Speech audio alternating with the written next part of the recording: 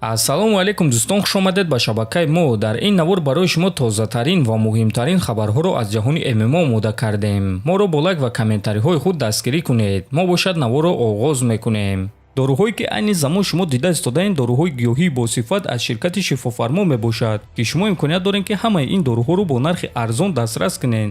доруҳо барои хунукзадагӣ ва қавӣ кардани мардонагӣ, барои фарбе ва харобшавӣ, барои ришу мӯйсарбарорӣ, барои дарди дил, дарди мушакҳо ва ҳамчунин равғани сиёҳдона, ки пайғамбар саллаллоҳу алайҳи васаллам гуфта буд ки ба ғайр аз марг ба ҳамаи дигар дардҳо даво мебахшад. худи ҳозир ба номерҳои дар рӯи экран буда занг зада доруҳои даркории худро харидорӣ кунед ва ҳатман аз номи канали Паҳлавон гап занед. ҳамин гуна шумо ҳам доруҳои даркории худро ба даст меоред ва ҳам канали моро сахт дастгирӣ мекунед.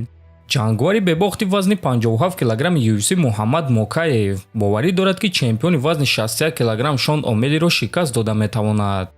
ма худро дар муғориба зидди Шон Омели мебинам. ма ҷангвари вазни 61 кг.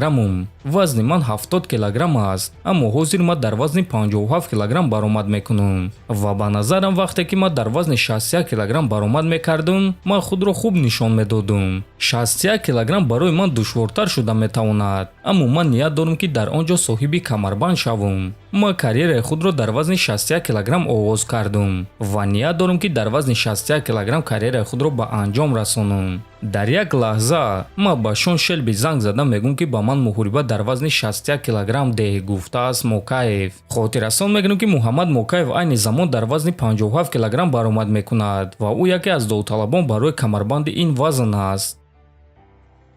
чемпиони пешинаи UFC Роберт Уитакер оиди муҳорибааш зидди Ҳамза Чимаев фикрҳои худро баён кард. ҳар як муҳорибаи вазнин малакаҳои маро ба сатҳи дигар мебарорад. ғалаба дар ин муҳориба маро довталаби навбатӣ барои камарбанд мекунад. ҳамза ҷангвари сахт аст. ӯ гӯштин гирифтанро дӯст медорад ва ӯ зарбаи вазнини нокаутӣ дорад. ҳамза нақши шахси гандаро мебозад, аммо дар ҳақиқат ӯ инсони хуб ва ҷангвари боэҳтиром аст. мо баромада муҳорибаи ҳаққонӣ мегузаронем ва ҳардуямон тамоми қувваи худро дар октагон мемонем.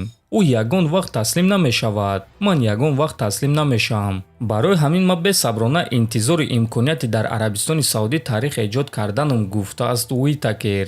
бояд қайд кард ки муҳориба байни Роберт Уитакер ва Ҳамза Чимаев рӯзи 22 июн дар Арабистони Саудӣ дар турнири UFC Fight Night ба нақша гирифта шудааст ва аз рӯи суханҳои гуфтаи Дана Вайт ғолиби ин муҳориба бо чемпион меҷангад. чанд соат пеш топови ҷангвари вазни сабуки UFC Дастин Бриллиант Порие дар саҳифаи твиттери худ ба чемпиони вазни худ Ислам Махачев муроҷиат карда эълони хеле аҷиб кард. биёед суханҳои ӯро гӯш мекунем. ма ин камарбандро мехоҳам. Али Абдулазиз, Дана Вайт, Ислам Махачев.